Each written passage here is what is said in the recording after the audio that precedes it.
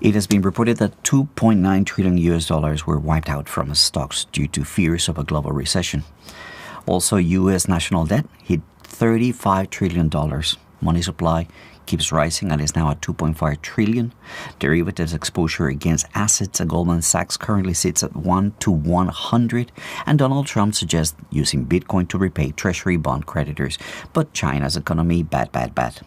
Welcome to another video. My name is Fernando, and today we're going to talk about the US dollar and store value and the comfort or the lack thereof that countries around the world are feeling when they trade in US dollar. It has been reported that a weaker than expected US jobs report was a catalyst for a recent decline in stock market value. Upon publishing of July figures, investors became worried about the possibility of a recession, which led to a sell-off of stocks. In a domino effect, the unexpected economic data caused a significant increase in market volatility, with stock prices rapidly declining. Nvidia took a big hit during those days. A quick reminder, friends, that I post this exact same content in Spanish, so if you wish to forward this to a relative who does not understand English, make sure to use the link in the title of this video. Now, while market corrections are a normal part of the investment cycle, however, when there are 2.9 trillion loss, something as severe, this often indicates a significant underlying issue. It may be at this point the junction of the increase in unemployment or slow GDP growth compared to China and ASEAN, the soaring inflation that is affecting the country, and the looming wars that add to America's political instability and affect the stock market. The issue of the United States national debt having reached $35 trillion is going to cast a long shadow over the country's economic future in the months to come. This immense financial burden carries significant implications, which include increased interest payments to divert funds from essential programs. This is going to further erode investor confidence, and is going to increase inflation. With regard to inflation, the general position by most economists in Washington, from Kamala Harris to leaders advising her, is that the US dollar dominance in global trade can offer some level of protection against inflation. It's not a guarantee, though. And this is in essence the topic of today's video. But first, let us finish with the financial headlines. Because this is an election year in America, these indicators, the debt, the jobs, the stock market taking a hit, they are all exacerbating the political division and the finger pointing by the two parties, while at the same time, it's straining international relations, particularly when it comes to this repayment of the U.S. Treasury debt, given that Donald Trump, in an interview that was broadcasted last Friday, suggested that the U.S. should embrace Bitcoin as it could aid in addressing the $35 trillion US dollar national debt.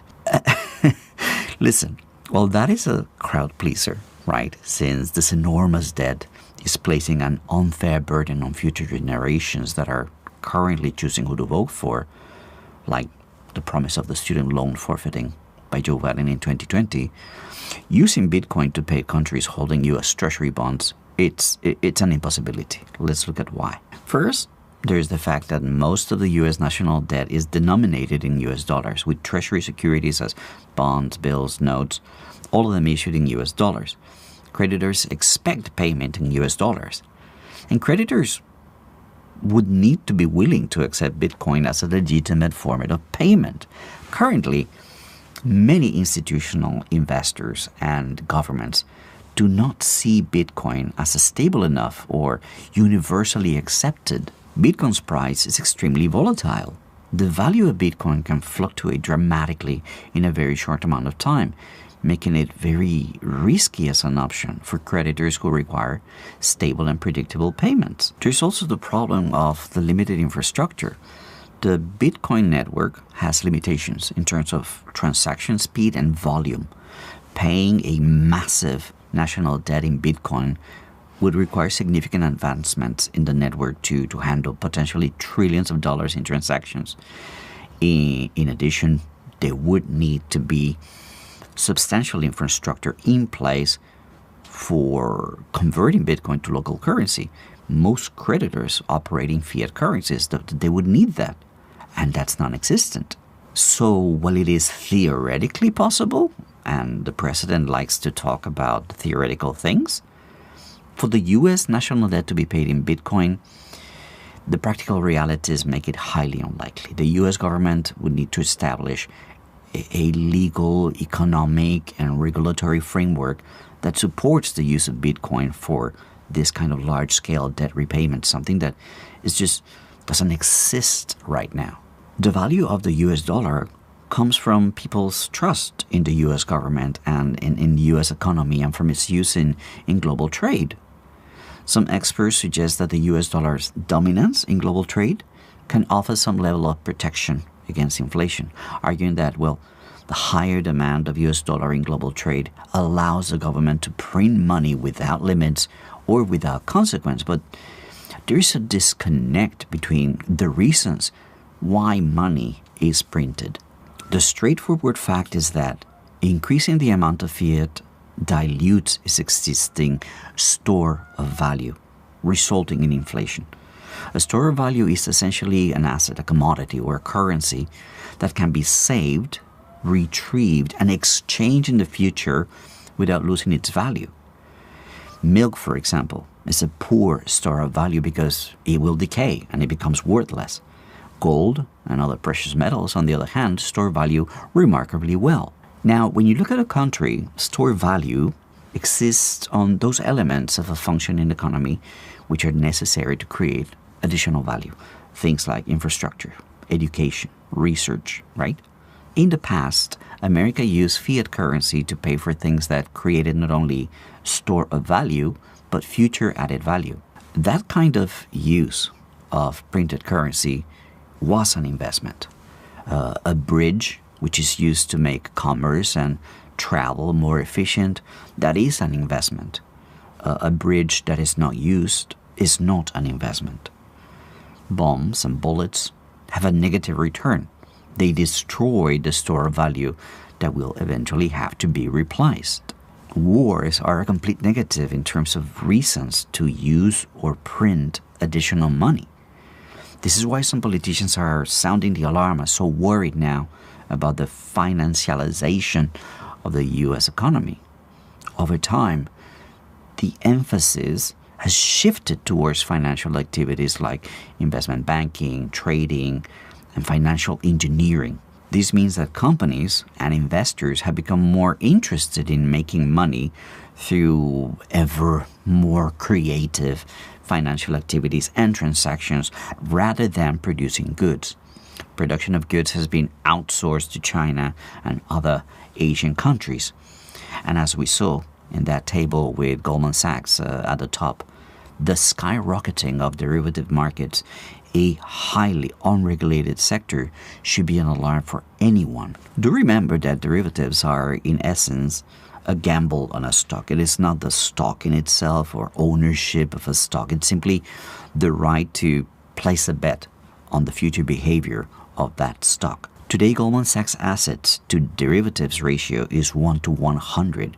This means that while the value of all Goldman Sachs asset is $550 billion US dollars, the amount they have running on this type of bets is 55 trillion US dollars. There's no way of repaying if things go flop.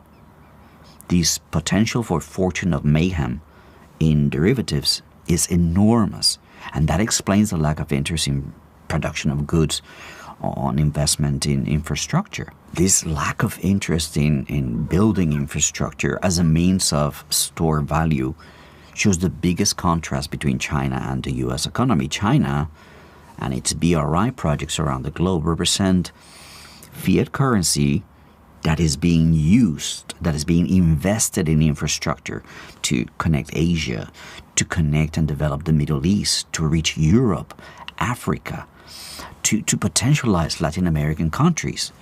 This fiat currency investment creates the efficiencies that allow these regions to provide for their basic and societal necessities, number one.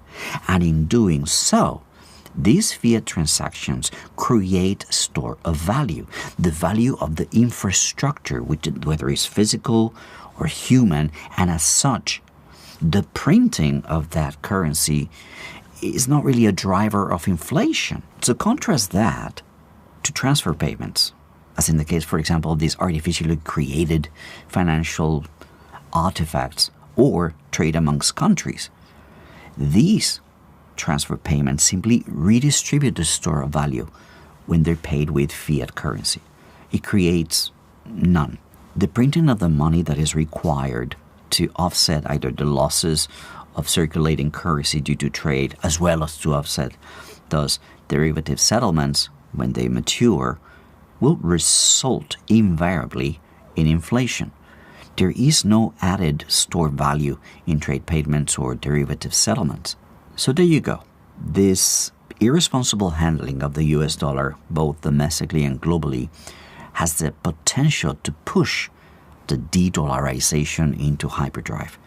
Keep an eye open for markets as Japan seems to continue to struggle and may be forced to sell more US Treasury bonds, which will add to this already very high pile of trouble for the US. Alright friends, thank you for watching. I will talk about CIPS, China Interbank Payment System, and the role that it could play in supporting an alternative system of trade in the future away from the US dollar. So if you're interested in this kind of topics, make sure to hit the subscribe button and hit the bell button as well. That will be sending you an email to be notified when the video is out. So until I see you again, take it easy and bye for now.